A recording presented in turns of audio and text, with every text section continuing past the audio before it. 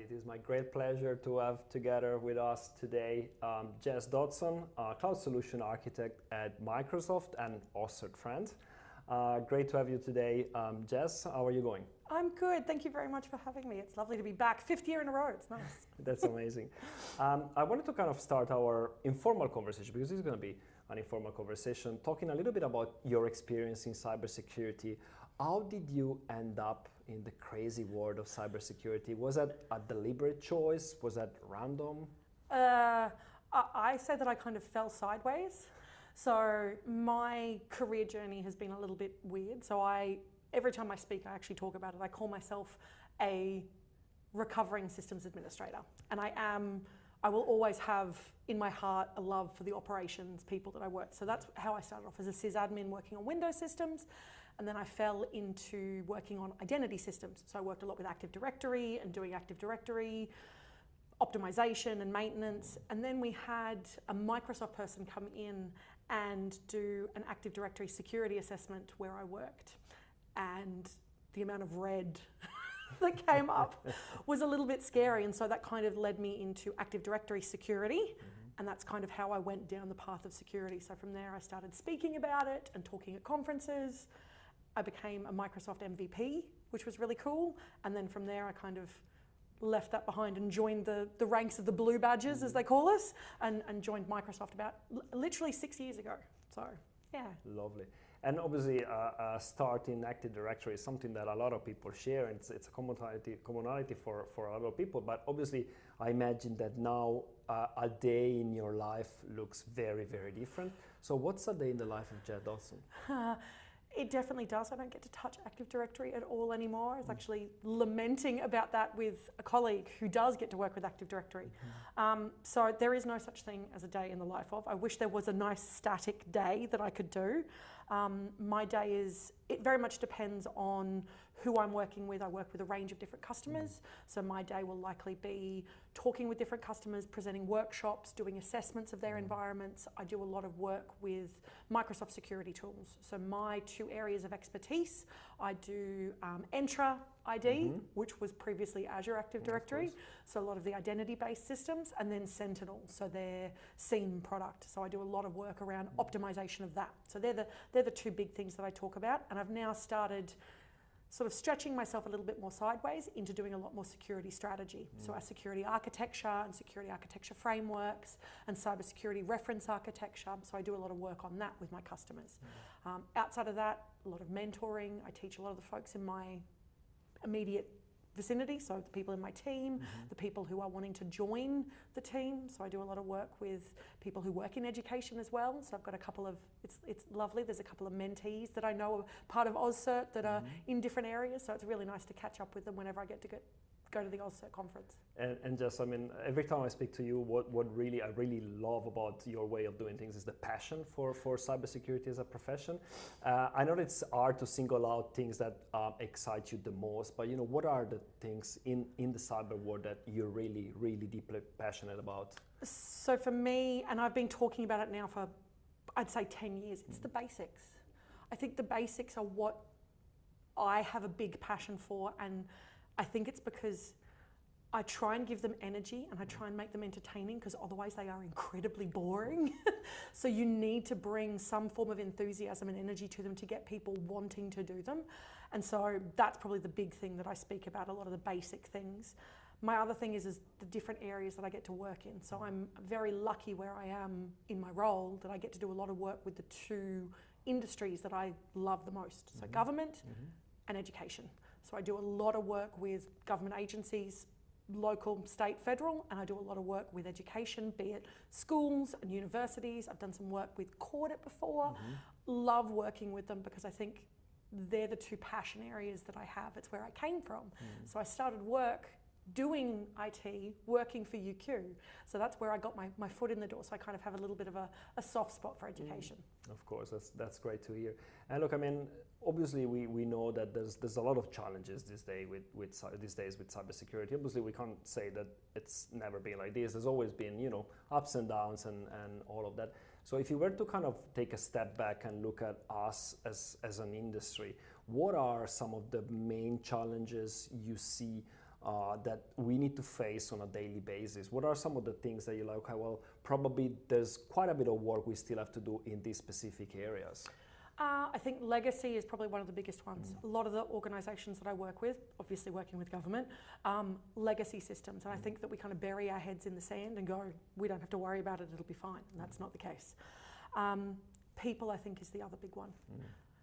We talk about the cyber skills shortage, and I don't think there is a cyber skills shortage as such. I think we've got lots of people, we just don't have roles available for them. And so whenever I'm talking with a lot of my customers, I refer to the issue that they have as, I call it the bums on seats problem. They don't have enough bums on seats to do everything that needs doing. So they're so busy fighting and working on reactive stuff and doing firefighting to get to spend time working on the proactive. And if they got time to spend on the proactive, they'd have less reactive.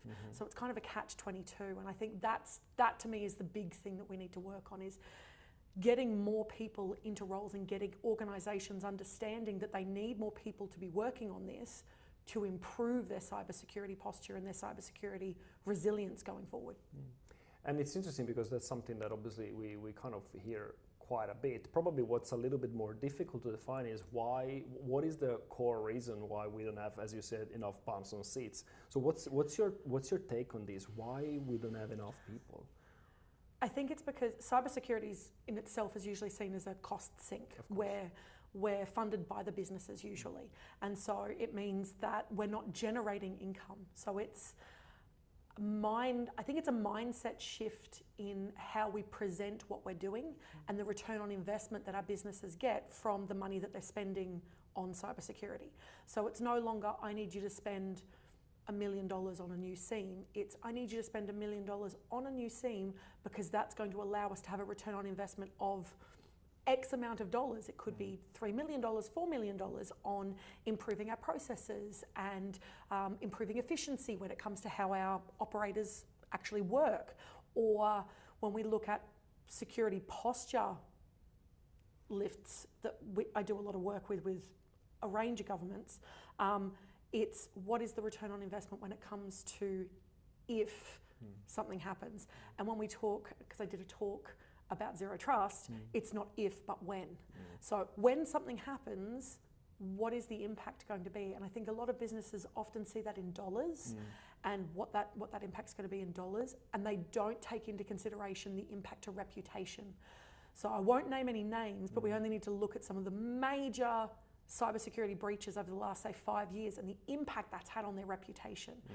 And then you've seen an investment in cybersecurity after the fact. And I think we need to do the investment before it happens to make it a little bit more impactful. That's a fair point. But look, I think I kind of think about it a lot in terms of, us needing this kind of wake-up call and, big breach happens, reactive approach, as you said, and then companies jump on it and they start investing. Isn't that a bit of a risky position to be in? What I'm trying to say is it a little bit risky to have to wait for something major to happen for us to do investments? And how do you educate, I'm thinking of executives, boards, on not waiting until something happens before doing something? I think the big thing there is changing the conversation from it being about security to being about transformation and business transformation. So it's making sure that when we're having those conversations with executives, CISOs, CIOs, CTOs, that it's changing how we phrase that conversation. Security is often seen as the people who say no to things. And we need to shift the conversation to be, we're not saying no, we're trying to enable our staff to do things in better ways and in more productive ways while being secure at the same time. So we only need to look at like COVID. When COVID hit and everyone had to work from home, BYOD became rampant. That's where we started doing things like seeing more uplift in things like MFA. And it was a combination. So it was allowing people to do good work wherever they were while improving security at the same time. So I think that's the conversation shift that needs to happen. It's around business transformation, digital transformation and modernization rather than just security uplift. And that's a great way to put it, because we've heard it a number of times. If you keep banging on loss prevention and you're really not looking into value creation, you're kind of really missing probably 50% of the pie, really. And that kind of, for us as cybersecurity professionals, makes life a little bit more difficult. Now, you spoke a lot about framing and building the narrative. Is it all about communication? I would say yes. I would say, and that's a funny thing that I talk about when it comes to my job. The tech is the easy part. I think the technology and being able to implement the tech is like the simplest part of my job. I find that really natural, and the people I'm working with find it natural. It's getting the people and the processes working well together with the technology, and I think that's the part that's missing, because that is the tricky part. People are very reticent and hesitant to change, and when we're wanting to change, we have to bring them along with us. So if we're not doing that comms part well, we're going to fail. Yeah, I imagine. And again, I mean, obviously, obviously you still need, that type of technical understanding and those technical foundations, but building on top of that on the communication side of things, on the looking at the bigger picture business side, I think that's a fundamental shift that probably as an industry we have to do. Have you seen any initiatives or have you got examples of practical ways in which we can actually build that complementary set of skills that help us shift the conversation from loss prevention into value creation? Or if you don't have examples of best practices, how do you think we should do that? And I think that's a really hard question, because I'm not sure. Again, I think it's changing the way that we look at cybersecurity in general, because before it's very much been around the tech. It's the red teaming and the blue team and the technology, and moving the conversation more towards that bigger picture and getting people to look at a bigger picture. And I think that comes with the people who are doing it first, that we need to get out of that very myopic viewpoint of this is the thing that I need to be looking at, and moving more towards that, okay, what does the business need? So one of the slides that I always present when I'm giving my talks is security without business context is bad security, because it's never going to get off the ground. You're never going to get buy-in. So I talk about it needing to come from the top down, so the CISOs needing to push stuff down, but also from the bottom up, so that everyone meets in the middle, because if you don't have it coming from both ways, it's not going to work. So I think getting CISOs to have those conversations with their people around, we need to be looking at this from that broader business perspective, and maybe doing communication courses and looking at things like that to improve. And I hate the term soft skills. I think it's more core skills, because it is, I think everyone needs them. And I think if we can improve the core skills more of some of those technical people, that's when the conversations are going to get better. And look, I really like when you spoke about the fact that the technology is just the little piece, the little enabler, but obviously if you don't have the processes and the people that use it and really leverage it, you can't really go very far. Now, obviously, speaking of technology, I need to ask you about AI, and I need to kind of try and dig a little bit, because obviously when we talk about loss prevention and value creation, there's a lot along those lines. So where do you see? I mean, we can't deny it. AI is here. Yeah. Where do you see that move forward? What do you think we should really take care of to maximize it, to maximize its value? For me at the moment, as a security person, AI terrifies me. And the reason that's the case is I work with so many organizations that have done what I call security by obscurity. And it's just only certain people know where this data sits. But with AI in the mix, that's not going to work anymore. So I think the biggest thing that cybersecurity people need to take away when it comes to AI is data security. Data protection, data loss prevention, information protection, information barriers, classification. I think all of that is going to be the biggest piece when it comes to AI, because at the end of the day, AI is now going to change the way that data is seen, and data is going to become a lot more valuable. I mean, it was already valuable before, but I think it's even more valuable now. And rather than doing what we used to call like smash and grab, where an attacker would come in, only grab a couple of things, they're going to be interested in whole data sets now. So I think that's the biggest concerning part. From a flip side of that, of how we can use AI, I think using it to get rid of some of the mediocre and boring stuff that we don't need a human brain to be doing. So incident report creation. I don't want to have to be writing that. I don't think anyone wants to be writing that stuff. So having it be able to go and find all that information and generate that report, a human vetting it and going, yep, this all looks right, to then be able to submit it. That's hours of time saved that you can get back. So things like that. I think being able to use AI to find some of those anomalies as well that exist in environments. I think we've got machine learning now that can do it, but I think AI will be able to build on top of that, to actually find some of those smaller little things that we wouldn't normally detect when we're doing our incident response, and be able to kind of pull it all together and give us better visibility in our environments. Yeah, and look, I mean, obviously, we speak a lot about organizations that have the resources to invest in AI and so on and so forth. And oftentimes we also highlight the fact that there's a big chunk of the Australian economy that is made by small and medium businesses, right? And they don't necessarily have the resources to be able to leverage and optimize the usage of AI. So what are, besides the resource scarcity, what are some of the challenges that you see small and medium businesses will need to face moving forward, and are there any solutions to really help them in the uplift? Because we went from a time where SMBs didn't really feel like they could get targeted or attacked, into a time where you actually, it's happening, and they're actually taking sometimes very serious hits, in some cases, really kind of making them discontinue their business because of what happened. Is there anything else we can do more and better in the space of supporting SMBs for their cybersecurity uplift? I think there does need to be more work, and I think it's a collective view, at least from my perspective. I would like to see more work done to uplift, rather than just individuals, so working with an individual business, that it's a collective group work. So it's done, I would say the government would probably need to assist in that regard.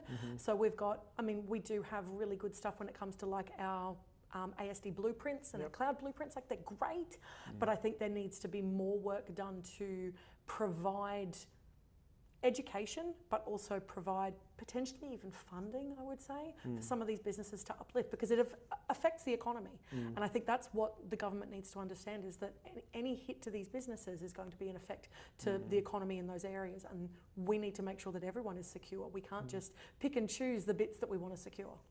And look, look at the bigger picture a little bit. Something I would like to touch upon is, Australia as a country. We oftentimes lament the fact that we are a little bit isolated, even in the cybersecurity world. We kind of feel the aftermath of things that happen elsewhere a little bit with some delay. How do you make sense of where Australia is from a global perspective and where it should be going? Do you think there's enough efforts currently done in keeping us on the map and being at the cutting edge when it comes to cybersecurity, or do you think there's areas in which we should be working a little bit more? I would say that there's always going to be room for improvement, always. I love the work that's done. I love working with ACSC and the ASD. I love all of the frameworks that they put out, and the fact that they are never static. They are constantly evolving and constantly changing. We see that all the time. And I lament about it quite a lot when I'm working with my organisations and customers that I work with, because I'm like, oh, it's changed again. I have to update all my presentations. Oh my God, what a pain. Yeah. But I think the fact that it is changing and constantly evolving is a good thing. We are kind of isolated. We either, as you said, we either get the tail end, or we're the ones who get hit first. Yep. Like we're first thing in the morning. We're the ones who bear the brunt.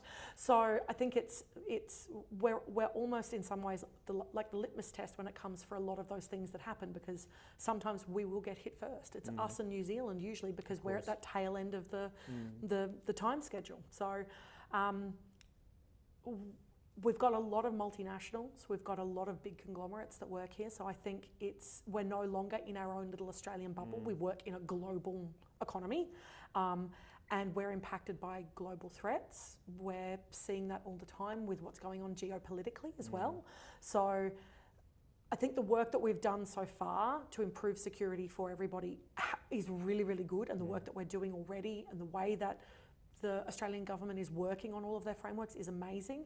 But I think there's always things that we can be doing to improve it, and working further and working harder to make that return on investment better for us. So it makes it harder for an attacker, but easier for us. And in a question that I asked you a couple of some minutes ago, you mentioned the concept of zero trust, which is something that you're particularly passionate about. And it's one of those concepts that we oftentimes have in cybersecurity, is kind of words and expressions that are very fashionable, and then a couple of years later you don't hear people talk about them anymore. And there's also quite a bit of complexity in unpacking some of these concepts. So I wanted to ask you, what is Zero Trust? What would be a recommendation for you for an organization to embark in that journey? So my three, Zero Trust, and at least from the Microsoft perspective, we have it broken down into the three pillars, the three concepts. So assuming breach is the first one. It's going to happen. It's probably already happened. It could be small. It could just be a single endpoint or a single device that's impacted or a single user. But that's still the idea of a compromise in your environment. The other one is the idea of explicitly verifying.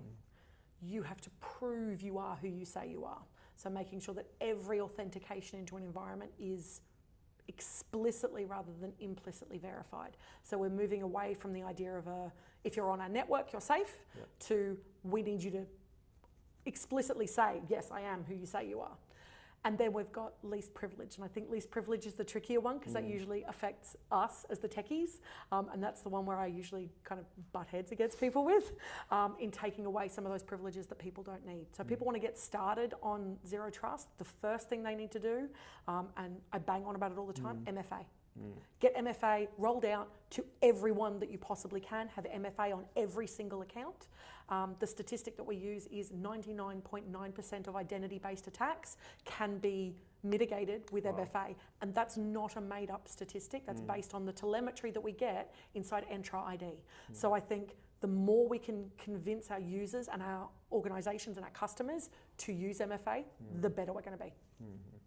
I think we're kind of running out of time, but there was a question that I wanted to ask you, which is something that we kind of discussed a little bit before our recording. We were talking about essential aids and the impact that these frameworks have on organizations in general. So I kind of wanted to kind of put it a little bit in perspective and do a little bit of role playing. So imagine that Essential Aids is a sci-fi movie, right? And with sci-fi movies, and I know you're passionate about sci-fi movies. So with sci-fi movies, you have the stereotypical roles.